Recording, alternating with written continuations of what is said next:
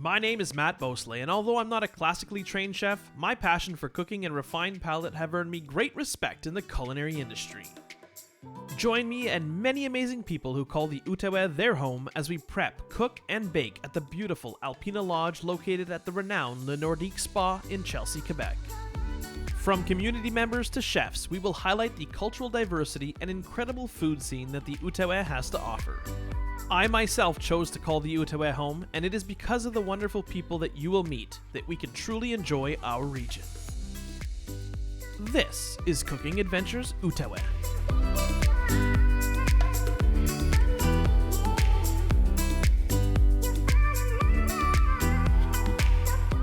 Hello and welcome to our kitchen. I'm very excited to share another recipe with you that will truly highlight the Outaouais' culinary and cultural diversity.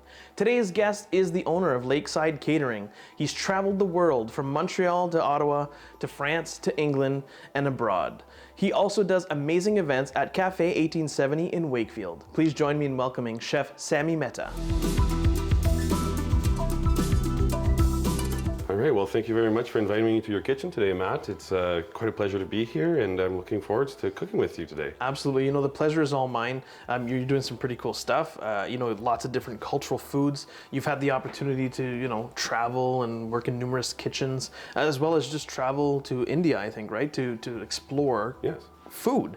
And we learn a lot through food. I mean, I'm a home cook and I learn a lot from going to different types of restaurants, trying different types of cuisines, and actually studying that food. So tell me a little bit about how that journey has shaped your culinary style. Well, just being able to see how it's done just out in the streets, and the different smells and spices you see all around, and the odors that you walk through as you're going in the streets is just absolutely mind-blowing. And the different things you see in the different areas, you could walk like down a street and one guy will doing one thing, and then further down he'll be doing something similar but completely different, with different spices, different flavors, completely different techniques. And it's just absolutely mind-blowing how much diversity there is there, and it's just so much to take in all at once. I just tried to take in the little bits of information I could get and bring it to us here today, and show all these nice spices and foods that we can make. Yeah. So I mean, you worked in Ottawa. You worked in like a Caribbean style restaurant. You traveled to France. What kind of restaurant did you work in France? In France, there was a little kind of a gastro drink kind of pub place. Cool. It was very nice, very low key, low key casual eats, and very nice cocktails. It was run by a mixologist that worked for a long time in England, and he made very, very extravagant cocktails. Very extravagant. That's cool. I think the cool thing is learning from everybody, and sometimes those casual dining experiences are what people relate to, right? Of course. People love fine dining and whatnot as like a night out, but they love their casual dining because that's what they like to eat the most. What about England? What England was it was a bit on the finer side for sure. It was a restaurant called the Manchester House. Oh, nice. Chef at that time was called Aidan Byrne, and that place was a crazy restaurant. Did you make black pudding? No, we did not make black pudding. We had on the weekends we had the 7th or 14th course menu available only, and we had a 30-man brigade on every day, and nice, just absolutely over the top. But that's cool, right? So you worked in common food in France, and then doing these tasting menus in England. That's amazing. And India, you said walking through there, looking at all the different huts doing all the food and the different spices, and I think that's so inspiring, right? And the smells are definitely inspire. So obviously that shaped you. Now you're doing these dinners at Le Café, or Cafe 1870, sorry. That's right. In Wakefield. So tell me a bit about that and how that came to be. So that came to be a few years ago when I started working in Wakefield, and I met the owners of the cafe, and we got along really well, worked with them a little bit, and then they offered me hey, we have a night that we could have you come in and do your own thing if you feel like it. And I was like, sure, why not? Let's try it out. So I started off with doing a ramen night out of everything. Nice. And there's not ramen available in Wakefield. No. So that's cool. That's making it something totally different. Exactly, and that was my main goal, is to bring something different that people won't usually get in Wakefield and make it available for anybody. And I think that what's kind of cool about what you're doing, and with your vast background and culinary journey, you're able to bring very different styles, right? So sometimes you've done ramen, you've done samosas like we're going to be making today, which is really cool. So if you had to tell me, you know, what made you come to the region? You were born here? Yeah, I was born here. Raised in Wakefield? Yeah, I was raised just in Val-des-Monts, just in really Val-des-Monts. close by, yeah. Okay. Yeah, I grew up here, went to school here, and then traveled around, and then I came back here not too long ago, and I've just been enjoying living. So the story of coming back, you know, lots of times people will grow up somewhere and move away. Like, what brought you back? It's just the area, the nature, the beauty, just the diversity, the lakes, the rivers, the hills, the winter as well, everything. I think that's quite the popular response to that question. You know, and I mean, you know, what do we like best about the Outaouais region? Well, you know, it's exactly that. Nature. You know, it's within so minutes you have access to a lake, a walking path, a bike path. All right, I mean, let's start looking at today's ingredients and talk about today's dish. Of course, of course. All right, so I mean, your journey has been amazing. I'm seeing some beautiful spices here. What are we going to be making today? So today we'll be making some veggie samosas with a side of a coconut raita. Nice. I mean, raita, what's that? Raita is a kind of a dipping sauce meant to kind of ease the heat a little bit. It's usually either coconut base or yogurt base. And we'll mix in some nice little fresh ingredients there. Just cools down the spices. Yeah, cools down the spice, complements the dish. And we often will see vegetable samosa, right? It's often a vegetarian dish. You will see different meat types. Of course. But you know, vegetarian samosas are pretty popular. They're very popular. So I'm very excited for you to share this with our viewers. So let's take a look at today's ingredients. Of course. So we've got your basic ingredients here: some potatoes, carrots, onions, garlic, and ginger, some green peppers, and lemon juice. Awesome. So the potatoes are, how are they? Are they already cooked? Or? Yes. So the potatoes are cut and then blanched, and so just in a pot of cold water, brought up to a boil, let them cook for a couple minutes, turn it off, and take them out and cool them. So I mean, we're basically par cooking. Basically, yeah. You don't want them to become mush. That's right. But you want them to be cooked. Because we are filling a pocket of dough, That's right. So we want it to stand up to, you know, that process. All right. What about these spices? So these spices, we've got a nice mix here. We've got some coriander, cumin, fenugreek seed, pepper, turmeric, black mustard, and chili powder. Wow. So are these spices that are available here, or? Yeah. So I get my spices from India, from my family that lives over there. So like, if you, for example, that's nice. Cumin, it's going to be a lot stronger than your typical cumin that you'll get at the grocery store here. Wow. Yeah. Wow. That's very powerful, right? Very powerful. But I mean, most people won't be able to import ingredients. No, that's right. So when you do cook Indian food, take in note that your spices might not be as strong as the recipe you're following. So you might need to use a little more, depending on how you want your dish. But I think that's one of the pleasures of being able to cook at home and doing recipes like this, because if you do it and you're like, oh man, they should have been spicier, next time, you know, adjust your recipe a little bit, add a little bit more of that spice, and it's really a journey, right? People often ask me, they're like, oh, how do you cook a steak medium rare? I'm like, well, that depends on so many factors, right? Did you rest your steak? And you know, I think it's so important that we practice. It is, yeah. And I tell people, buy 3 steaks.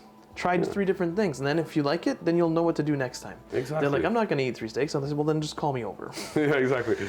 So what about the sauce? So the coconut raita, we're going to start with the fattier part of the coconut milk. So I skimmed the solid out of the liquid. So I thought that's what that looked like, but I was like, it's just that. Okay, so you're skimming the fat off the coconut milk. Yeah, so if you can find coconut cream, that works excellent. That works great. Cream. And then we have a bit of half a red onion, half a cucumber diced, and then I'm going to add a bit of cilantro and mint leaves to it, just to add a bit of freshness. All right, I mean, let's get cooking. All right, so we're going to start with our dough. Yep. Okay. Correct. Let's do that. All right. So first off, in a large bowl, you're going to mix 250 grams of all-purpose flour. Perfect. We're going to add 3/4 of a teaspoon of Outaouais seed, a 1/4 teaspoon of caraway seed, and a teaspoon of salt. Add that to there. Perfect. And then We're gonna add 60 grams of ghee or butter. Right, right, exactly. So ghee is clarified butter. Clarified right? butter, yes, which is commonly used in Indian cuisine. That's right. That's right. So I'm just gonna. So do you make your own, or? No, I did not make my own. You can buy it. It's right. very easy to find in stores. Exactly. But it's also easy to make if you want to. Yeah. You just bring up some butter to heat and sometimes I just try and inspire our viewers, right? Like Exactly. you can do lots of these things, You right? can do if you these look it things up, yourself, you can figure it out, and it's fun to I made my own. Right? It is. It is very cool. from scratch. You can get a nice butter if you want, like from a local farm. That's and right. Do it yourself. It's kind of cool. So this next step is you want to incorporate the fat with the flour. Okay. So I'm going to just mix it up a bit like this, and then what you're going to do is you're going to rub it in between your hands. Okay. So in French baking, this technique is called sablé. Right. But unlike what the French, what they don't want you to do is overwork it. But what we're gonna do here is overwork it. We want this flour to be saturated with fat, to be like bursting with fat. Right. So you're gonna do this for about 3 to 5 minutes until it's like, kind of like breadcrumbs. And there's a nice indicator to know when it's ready. Right. And I'll show you that once we get there. All right, so we're almost there? Yes, so now to see that it's done, just press some of the flour firmly between your palms, Okay. like this, and you'll see that it holds together firmly Wow. like that. It doesn't just crumble away. Huh. And that means that the ghee is well incorporated in the flour. Right. Now, Yeah. after this is done, Beautiful. we're gonna add the water. So we're gonna use 92 grams of water. Just add it directly in, and then stir. All right. Mix it up until you get a nice ball of dough forming. So this recipe is gonna make how many samosas? So this dough makes for about 8 samosas. Okay. All right. Again, that always depends on the size you make your samosas and whatnot. Of course. but Cool. You can So make them about bigger, 8. smaller. Perfect. Yeah. So once you start getting clumps of dough like this, you start pressing it together until it's all well mixed and forming one mass. So are we here now trying to not work it too hard? Or No, you don't want to work it too hard. You just want it to come together and Right. stick together. You don't want too much gluten in this dough. Perfect. All right. There we go. Shape it. So after we're done shaping this into a ball, we're going to put it in the fridge? Yeah, we're gonna let it rest for about 20 minutes. You can leave it out on the counter. Okay, Yeah. perfect. It rests well at room temperature. All right, So so now that's done. perfect. So let's let that rest for 20 minutes, you said? Yeah, And then we'll move on to the next step. sounds good. All right, so now it's time to cook our filling. That's right. All right. That's right. So we're going to use our ingredients over here. Yes, yes. So we'll start with grabbing the onions, garlic, and ginger. Perfect. Bring them over here. I'm gonna start the pan on medium high heat. Okay. Let that warm up a little bit. You're gonna add a couple tablespoons of butter. Okay, so now that the butter is warming up, Right. heating up nicely, we're gonna grab the mustard seeds over here. Perfect. So this is what's gonna go in first. So just put them all in there. Nice. Stir them around. You want them to start popping. Okay. Kind of like popcorn. This is gonna infuse. Interesting. This is gonna infuse the butter with the mustard flavor. So I'm just gonna turn up the heat a little bit here. So we're actually going to see them pop and hear them pop. Yes, it's gonna be like popcorn. Wow. Yeah, yeah. So just I give see that a you little stepping minute. back. It's not gonna like go flying Explode. everywhere, but it'll pop a little bit. You'll see. Wow. That's great. Starting there. So we're going to infuse the butter with these mustard With seeds. mustard, yeah. See? Look at that. Huh. Interesting. All right. Once these have started popping, we're gonna add the onion, Yep. the garlic, Perfect. and the ginger. You know, I love cooking with ginger. You know, we often see at home cooking that we'll use, garlic, but I like to add ginger for that little bit of Ginger is so nice. It's flavor, such a nice and ingredient. a little bit of pepperiness. It's just absolutely delicious. Adds a nice zing to whatever dish you're making. Exactly. So you're gonna get that sweating a little bit. Perfect. Add a pinch of salt to it. All right. Help it cook down a bit. Is that just table salt or flake salt? Yeah, I was just using some kosher salt. Perfect. I'm not a fan of the iodized flavor of table Exactly. salt. Yeah. So once your onions and garlic have started sweating down, Perfect. Like this. You don't want too much color. A little bit is okay. Okay. We're gonna add the green chilies now. Green chilies. So how spicy is this gonna be? They're not very spicy. I like it on the spicy side, so I add more chili powder. Perfect. But it's really up to you. You can do less, you can do more. So if someone didn't want any spice in this dish? You can omit the them. green, you can omit the chili powder as well. Perfect. So now to this, I'm gonna add my spice mix. Right. So which spices are in that mix? So in this mix, there's cumin, coriander, garam masala, hing, turmeric, chili powder, fenugreek seeds, and black pepper. So now I'm just gonna stir that together. Now we're starting to smell some amazing, amazing spices. Yeah. So what we're doing here is we're cooking the spices off. So this is essentially, if you would stop right now, this would essentially be a curry paste. Right. Right.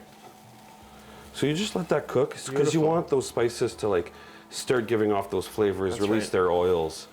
So would we say they're kind of like roasting? Yeah. Like we're roasting the spices? Exactly. Okay. Exactly. Perfect.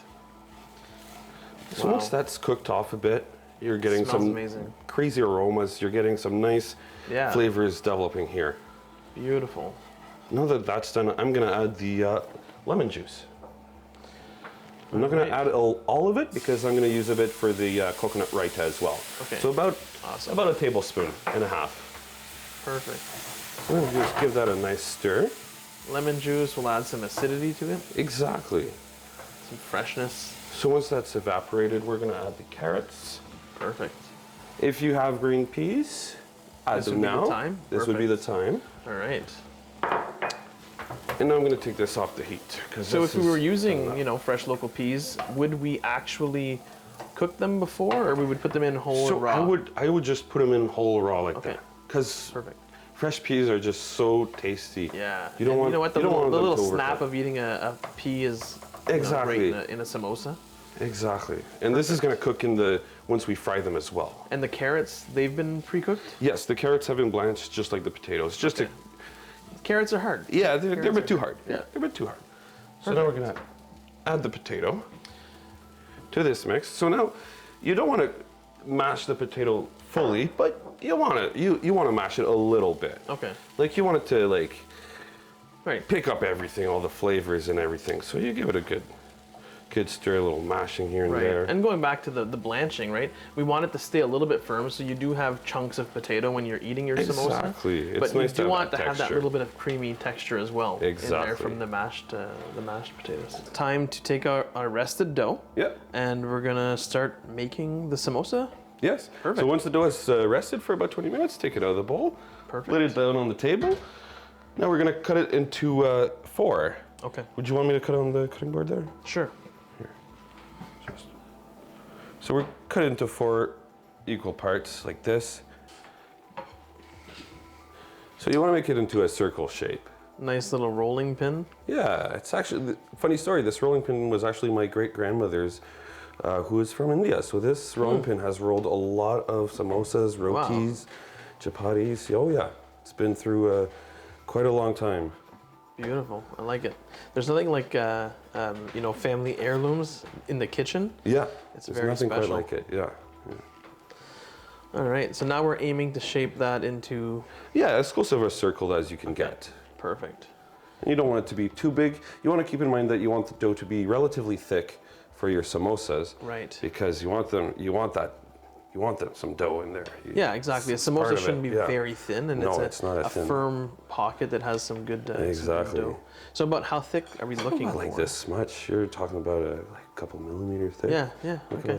Like 2-3 millimeters at most. Yeah. Okay, cool. Exactly. Once you've got a rough circle shape going, grab your knife, cut it in half. Okay.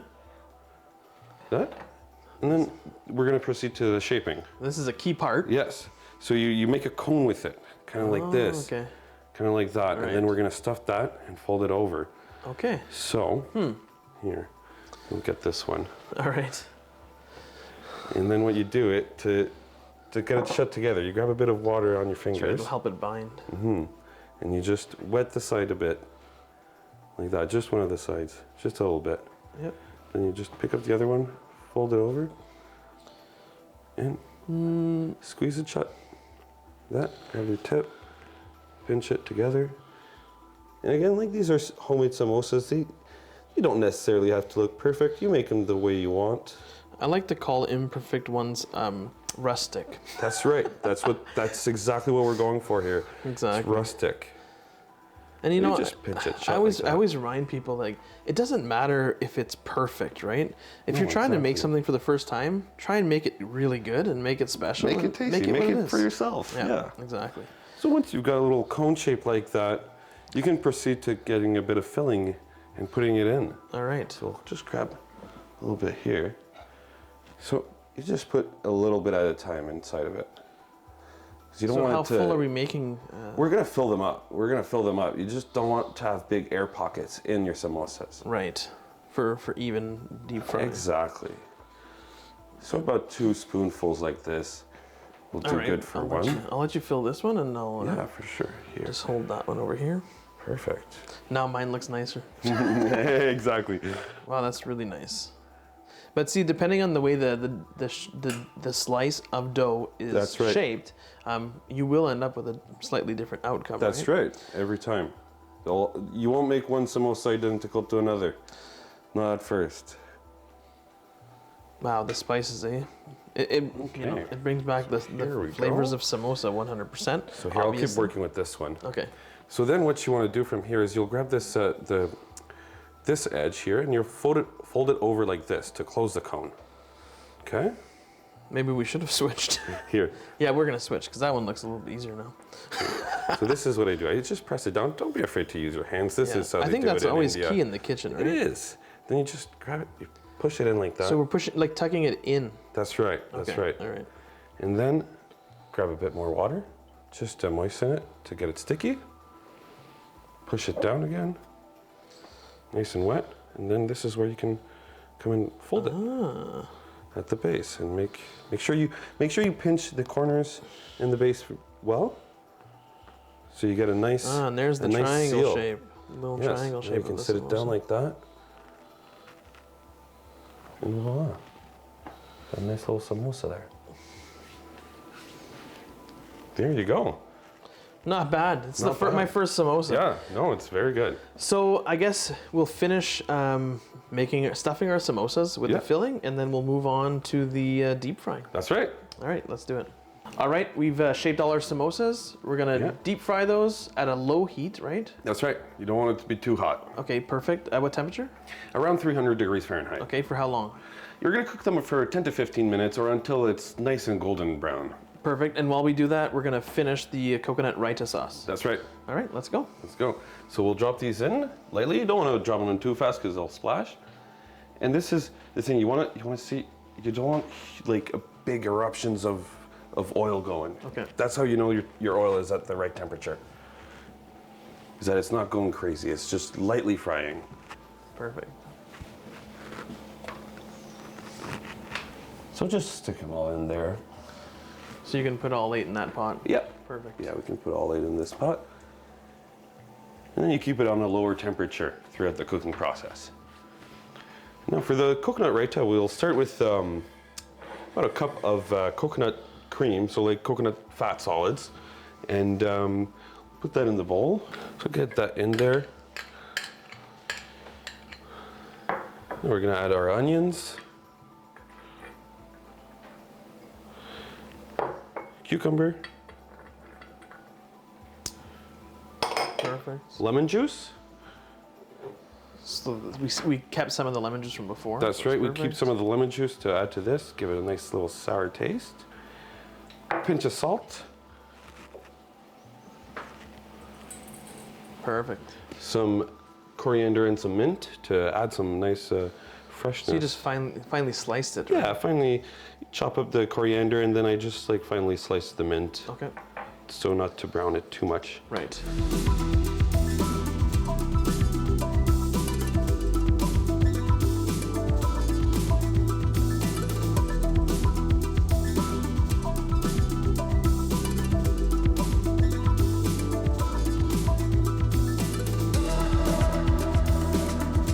All right, samosas are out of the oil. Yep, so we're gonna start Let's do plating some them. plating. Let's get this raita. We'll put a little bit of raita on the plate just for fun.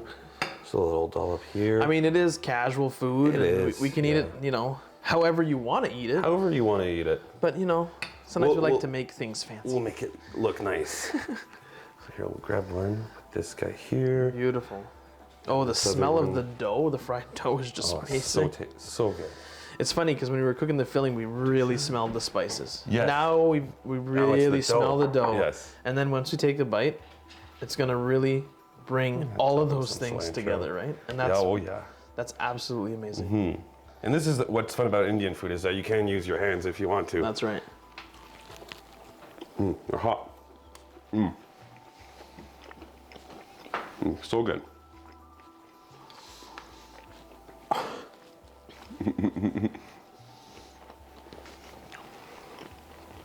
Feel free to let your samosas cool a little bit before eating it, but it's incredible. The dough is like flaky and crumbly. It's awesome. It's not dry. It's perfect. The filling, all those spices are coming through. Oh my God! But there's just so much hitting me in the mouth right now. It's absolutely amazing. The potatoes, you can see the potatoes are there, and adding some different vegetables. Could bring some lightness, some juiciness, and whatever you want to do. So I think that what I like the best about this samosa is the spice mix. Yeah. I think that makes everything. But I also like that, like we said before, is that you can really fill these with anything you want. You can do whatever you want. Yeah. So, Sami, it's been a pleasure. Thank you for sharing this amazing samosa recipe with our viewers. Thank you very much, Matt, for having me today on this show. It's been a great pleasure. It's been so much fun making these delicious samosas together. Once again, a very special thanks to Chef Sami Mehta, who shared his amazing vegetarian samosa and coconut raita. For this recipe and all the recipes featured in this program, be sure to check out the Cooking Adventures Outaouais cookbook brought to you by the Regional Association of West Quebecers. On that, be happy, be healthy, and eat well. Ciao for now.